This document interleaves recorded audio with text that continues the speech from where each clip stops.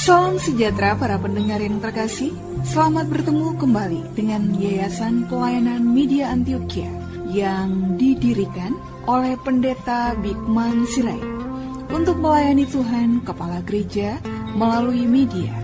Untuk memperluas wawasan umat Tuhan, PAMA juga menerbitkan tabloid Kristen Reformata, Reformata Online, Reformata Audio Streaming. Juga tersedia buku-buku karya Pendeta Bigman Sirait dan ratusan CD khotbah.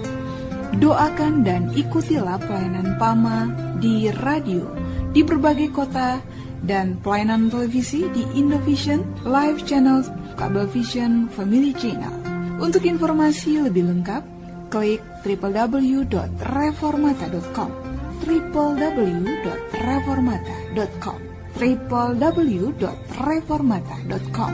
Kini tibalah saatnya kita akan menikmati kebenaran firman Tuhan bersama Pendeta Bigman Sirait. Selamat mendengarkan, Tuhan memberkati. Salam sejahtera saudara yang kekasih di dalam nama Tuhan Yesus Kristus. Kembali kita bertemu dan kini kita akan memikirkan satu pemikiran baru, mengabdi kepada firman.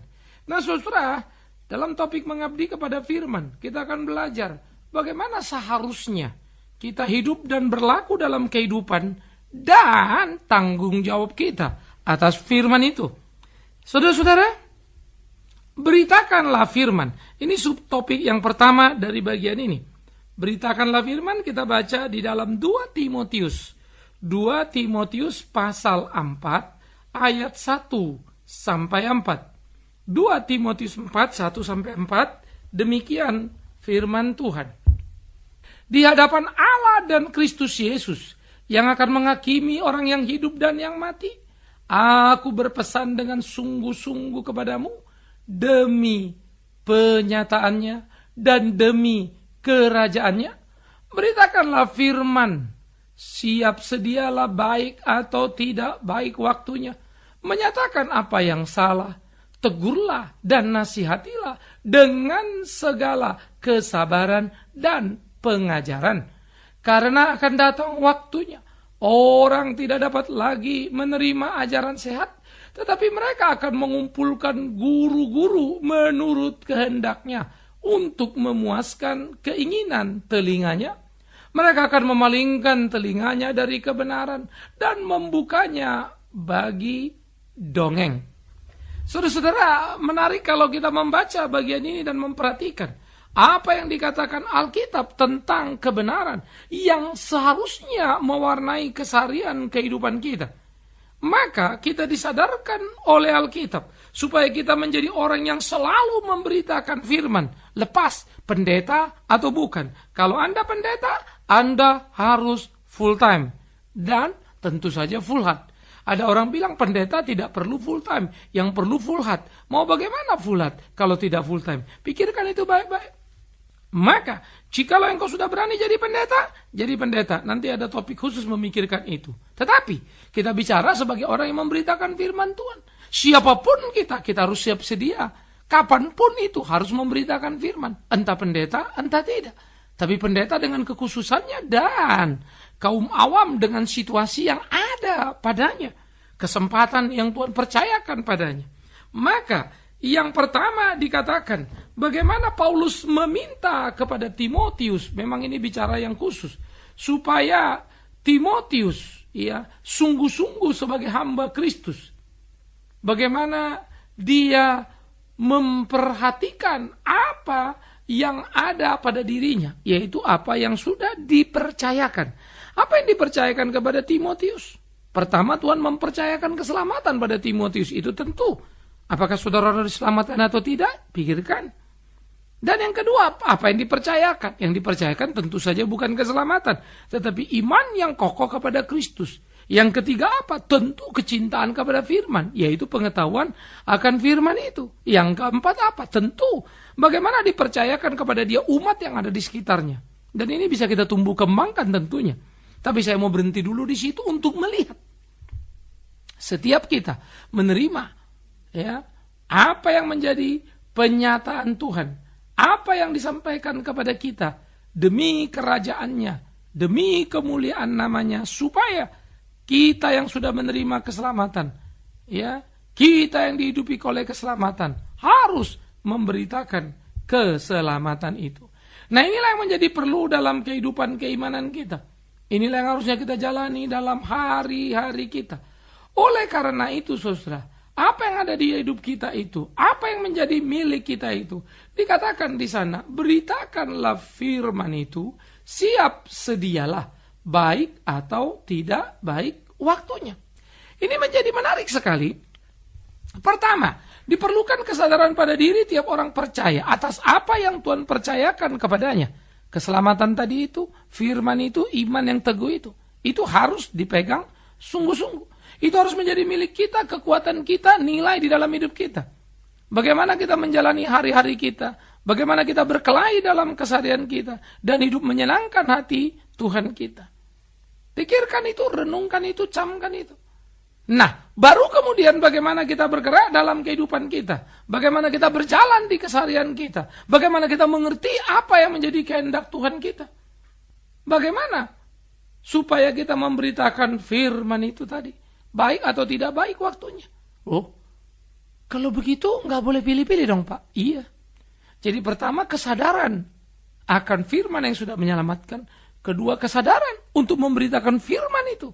Bilakah, kapanpun. Baik siap atau tidak, baik atau tidak baik waktunya. Artinya, kapan Tuhan mau, kita mesti membicarakan itu. Sehingga kita tidak punya alasan, tidak punya dalih. Segala sesuatu, yuk kita siap-siap dulu. Kalau nggak siap gimana? Kalau mendadak bagaimana? Saudara tidak bisa bilang, oh nggak boleh begitu. Ya lain, kalau kita diundang khotbah, tentu tidak bisa mendadak-dadakan. Tapi ada satu situasi di mana kita ada di satu tempat. Maksudnya mau datang berkunjung, tahu-tahu di sebelah itu ada orang meninggal misalnya, atau ada keluarga bagaimana, minta pelayanan kita. Kita kan nggak bisa bilang kita nggak tugas. Itu loh. Maka baik atau tidak baik waktunya dikatakan artinya dalam segala sesuatu. Tidak sekadar yang menguntungkan kita. Maka kita harus menyatakan kebenaran itu. Untuk apa menyatakan kebenaran itu? Supaya di dalam menyatakan kebenaran, yang salah itu diungkapkan, ditegur, dinasehati dengan segala kesabaran dan pengajaran. Ini menarik. Sehingga di dalam pemberitaan tadi, saudara, dimanapun, kapanpun tadi itu, harus dilakoni dalam kesungguhan hati, harus dilakoni dengan sepenuh hati, dan harus dilakoni untuk menolong, supaya orang keluar dari kesalahan itu, supaya tidak hidup di sana. Jadi firman bukan untuk menina bobo, supaya orang yang suka dengar lalu kita khotbah. Saya sering kali dikatakan oleh orang begini, Pak Bigman, Bapak khotbah keras sekali. Saya pikir-pikir keras apanya ya? Saya katakan saya khotbah bukan keras, bahkan kurang keras. Kalau berbanding ke Yohanes Pembaptis misalnya. Yohanes Pembaptis langsung ngomong, hei ular beludak, kan begitu ya. Padahal barisan rombongan panjang depan orang banyak ngomong orang ular beludak. Ayo buahkan buah sesuai pertobatan, baru dibaptis. Waduh, mempermalukan sekali. Coba kalau kita bicara dalam perspektif masa kini, kan salah itu. Yesus pun sama. Kamu pemimpin agama, ahli-ahli Taurat, itu Matius 23. Kalian ini masuk ke neraka. Waduh, tetapi jahatmu lagi. Kau masuk neraka, pintu surga pun berusaha kau tutup supaya jangan orang masuk ke dalamnya. Ayo. Serem amat ya gambarannya. Tapi itu Yesus. Maka pantas kalau palari Taurat itu, Farisi itu benci dengan Yesus dan berusaha habis-habisan untuk menyalibkan Yesus. Tapi Yesus mengatakan A untuk A, B untuk B, begitu pula Yohanes Pembaptis. Mereka tidak kompromi, mereka tidak berbasa-basi untuk menyenangkan telinga. Sementara sekarang ini orang memberitakan firman Tuhan banyak sekali basa-basi supaya yang dengar senang. Yang ngundang ya kita puji-puji lah, kan begitu kan? Dipuji-puji lah yang ngundang. Padahal mungkin yang mengundang khotbah pun banyak yang tidak beresnya. Firman ya firman lah, katakan ya katakanlah. Tanpa bermaksud tentu Anda tidak perlu menyinggung-nyinggung yang dengar kan? Tapi katakan kebenaran. Kalau kebenaran menyinggung mereka, itu kan urusan lain. Ini menarik, saudara.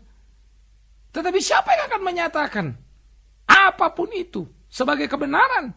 Apa yang berani untuk menegur tadi, sehingga meluruskan hal-hal yang salah, supaya menjadi benar adanya? Hanya mereka yang pertama tadi, yaitu mereka yang sudah menerima keselamatan itu. Kalau betul, karena ada kan yang bilang, saya sudah dibaptis, saya sudah pelayanan. Ya dia merasa dia diselamatkan, padahal enggak sih. Tapi ini kita bicara yang sungguh-sungguh, yang sudah. Beda dengan yang yakin begitu, padahal bukan. Nah inilah keunikan. Sehingga dengan demikian saudara-saudaraku yang dikasihi oleh Tuhan Yesus Kristus. Bagaimana kita memainkan peran kita di dalam hidup kita. Bagaimana keyakinan keselamatan yang sudah kita terima. Pergumulan akan kekayaan firman yang hidup. Itu yang kita beritakan. Dengan tidak mempertimbangkan, menghitung. Kira-kira yang dengar ini sukanya apa ya? No. Mereka butuh apa? Kadang-kadang reaksi mereka mungkin kurang enak. Seperti yang saya bilang tadi. Banyak orang anggap saya khotbah keras. Padahal menurut saya tidak, bahkan kurang. Lalu kadang-kadang orang bilang, Bapak khotbah agak negatif ya, kok kurang menghargai. Masa orang memberi masih dimarahin Tuhan? Loh iya toh. Anania Sapira memberi separuh dari hartanya. Tapi ngakunya semua. Tuhan marah, mati tuh. Kenapa harus dipuji? Maka itu saya akan mengajar engkau beri yang baik. Bagaimana engkau bisa memberi persembahan lalu berharap kembali sekian kali lipat. Jahat sekali. Kok berhitung sama Tuhan? Kau anggap apa Tuhan itu? Emang hebat kau ngasih persembahan? Banyak orang bilang itu kan gak baik Pak. Loh. Saudara, kita lagi bicara dalam ukuran dan perspektif siapa? Tidak ada satu orang pun termasuk Bikman Sirait bisa menolong gereja Tuhan. Tidak ada satu orang pun termasuk Bikman Sirait bisa mendirikan gereja Tuhan. Tuhan mendirikan gerejanya. Dipakainya si Bikman, itu aja yang ada. Enggak lebih, enggak kurang itu. Bikman itu nothing. Tuhan bisa pakai dia jadi something, itu urusan Tuhan. Dan aku harus mengatakan apa yang harus aku katakan. Karena aku sadar tadi nothing. Gitu loh. Tentu saya mampu bergaul. Tentu saya mampu berkomunikasi. Saya punya banyak kawan saudara. Dan kawan saya terbilang menjadi karib.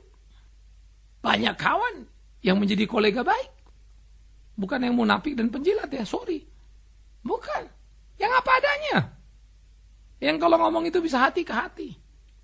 Ya, yang bisa mengkritik dan berani mengkritik saya. Di mana kita sharing pelayanan mengerjakan sesuatu. Tidak menjadi lebih tinggi saya hanya karena pendeta. Itu.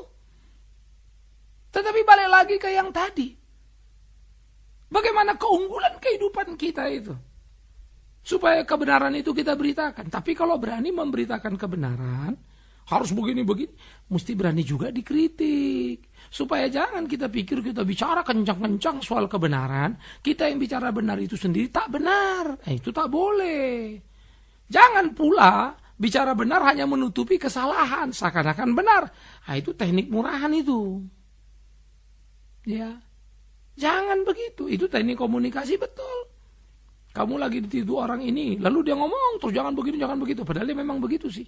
Untuk menutupi kelemahan, tidak bisa. Tuhan itu tahu. Nah inilah kalau kita terjebak kepada nilai-nilai yang bersifat relatif di kolong langit ini. Jadi bagaimana kita memberitakan firman Tuhan? Beritakanlah karena kau sudah diselamatkan oleh firman hidup itu. Beritakanlah apa yang Tuhan mau, bukan apa yang kau mau. Kapanpun itu, baik atau tidak baik waktunya. Biarkan Tuhan menggarap semuanya untuk kemuliaan namanya. Karena Tuhan tahu apa yang akan dilakukannya. Dan aspek yang ketiga, mengapa begitu? Karena makin zaman berjalan, bayangkan ini saudaraku, dari Timotius, Paulus, kurang lebih 2000 tahun yang silam itu bukan? Sampai ke zaman kita. Zaman itu saja. Sudah banyak orang hanya mau memberikan telinganya untuk apa yang mau didengarnya. Bukan apa yang dibutuhkannya. Orang-orang yang mencari-cari guru yang cocok dengan kupingnya. Bukan apa yang perlu dalam hidupnya. Banyak orang mengundang pendeta supaya khotbah sini, khotbah sana. Karena dia suka dengarnya. Padahal khotbah pendeta itu sebetulnya salah loh. Kalau benar ya bagus kan. Artinya dia suka kebenaran. Padahal ini suka karena suka bejok, suka bercanda-bercanda. Lucu, enak dengarnya. Nggak jelas lagi nih mau dengar firman. Apa mau dengar lawak? Ya berwarna firman. Oh, orangnya menyenangkan. Memang sih senang orang yang ngomongnya manis. Padahal khotbahnya ngaco. Orang mau telinganya disenangkan. Orang mau perasaannya disenangkan. Untuk itu dia mengundang pemberita firman. Si pemberita firman jualan. Sesuaikan dengan permintaan. Sesuaikan dengan selera pendengar. Sehingga seperti orang pilih lagu kan. Kalau dulu namanya ada aneka suka siaran niaga gitu ya. Anda boleh pilih lagu, sampaikan lalu pilih lagu apa. Sehingga saudara-saudaraku yang kekasih, bagaimana warna-warna seperti ini? Ketika kita di radio misalnya boleh telepon sana, telepon sini, minta lagu ini, minta lagu ini, minta lagu ini. Dikumandangkan. Sesuai keinginan yang dengar. Tapi firman gak bisa begitu. Harus sesuai dengan keinginan Tuhan yang mau bicara. Kita harus dengar. Suka gak suka, tetap dengar. Dan ya berubah tuh. Manis ya. Saya suka Alkitab. Prinsip kebenarannya tidak tergugat. Saya suka Alkitab. Tegas. Mengkritik, menghantam. Menggugat. Supaya semua orang boleh hidup seperti apa yang Tuhan mau. Amat sangat menyenangkan saudara-saudaraku yang kekasih. Begitulah seharusnya hidup kita di dalam kehidupan ini. Bagaimana melakoni apa yang menjadi kehendak Tuhan dalam keseharian kita. Jadi kita bisa melihat bagaimana orang-orang hanya mau mencari apa yang menyenangkan kupingnya. Yang memuaskan keinginan hatinya. Oleh karena itulah mereka harus mendengar kebenaran sesuai dengan apa yang Tuhan katakan, bukan pesanan. Saudara, kita mesti jujur pada diri ya. Kalau kita dengar orang khotbah misalnya, saya suka, senang ini, senang itu, bagus. Tapi coba tanya dulu dirimu baik-baik. Tanya diri sendiri nih, kamu senang kenapa sih? Lucunya, senang kenapa sih? Ya senang aja sih. Saya kenal orangnya. Senang kenapa sih? Karena gini, karena gitu, dan seterusnya.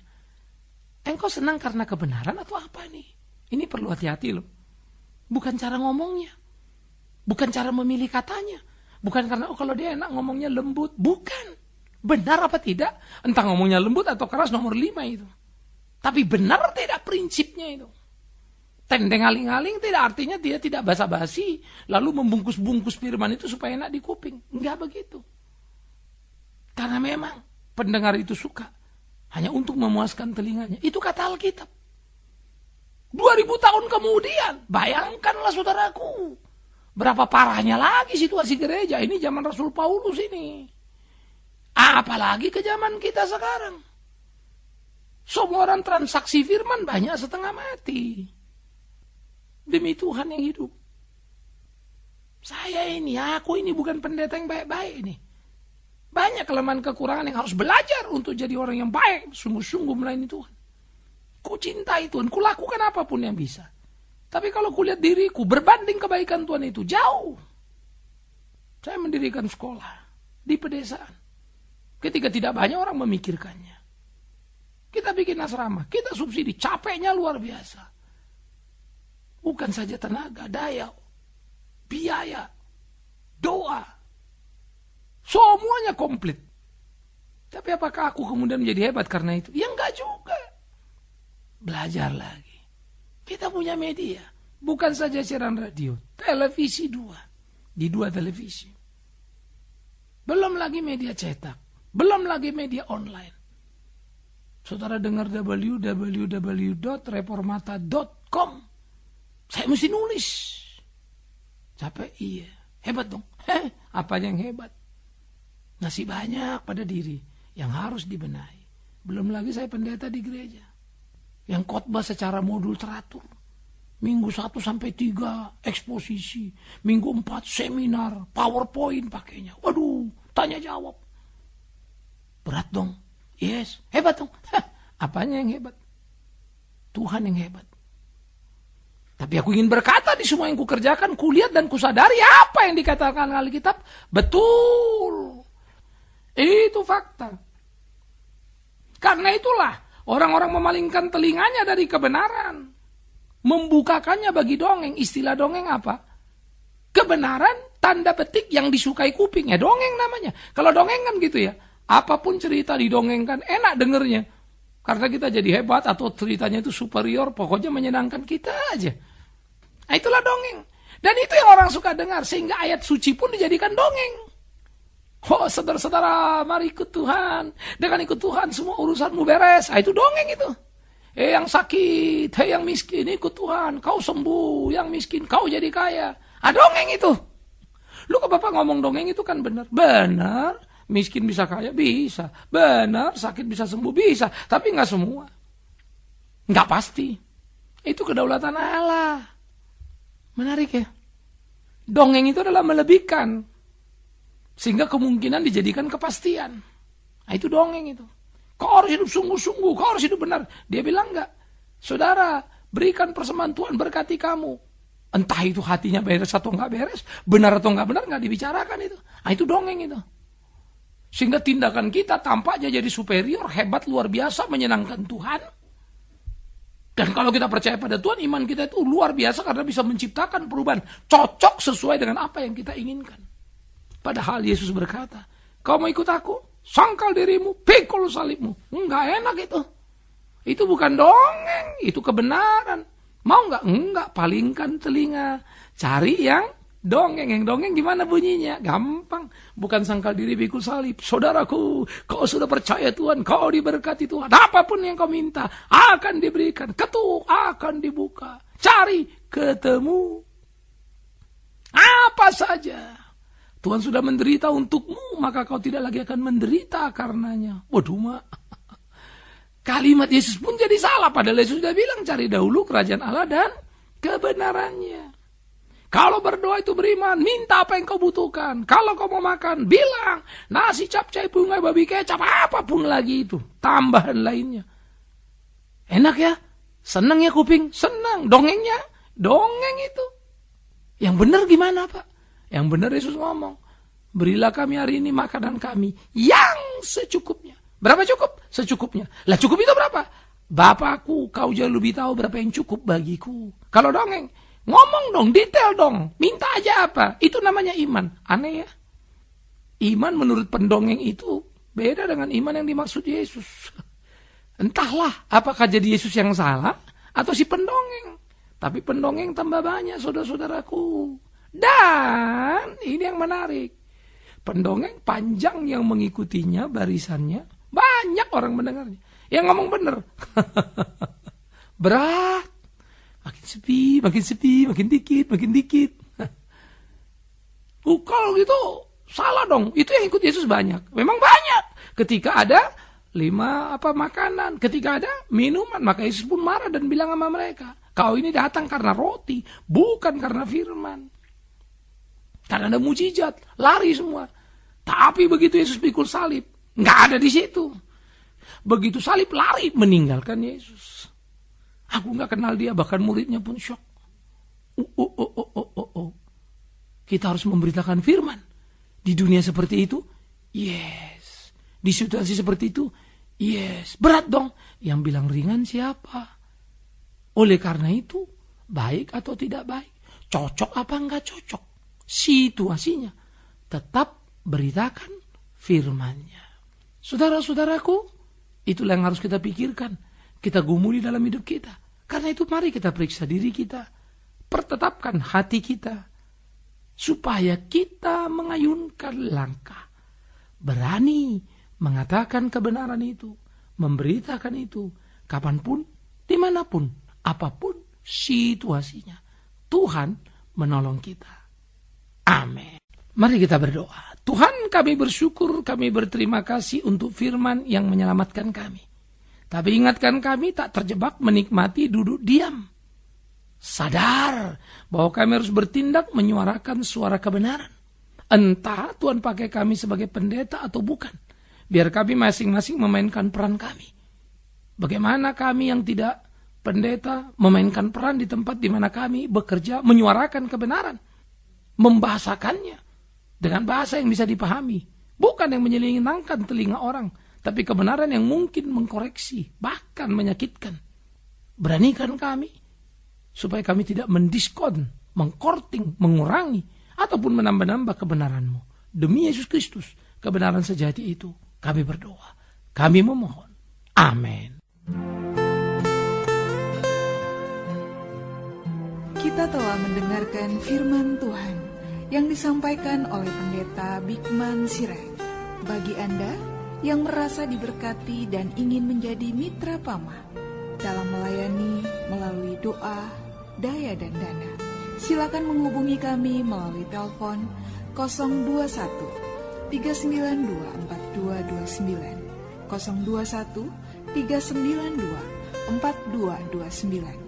Email di pama_yayasan@yahoo.com, pama_yayasan@yahoo.com. Sampai bertemu kembali di waktu dan gelombang yang sama. Tuhan memberkati.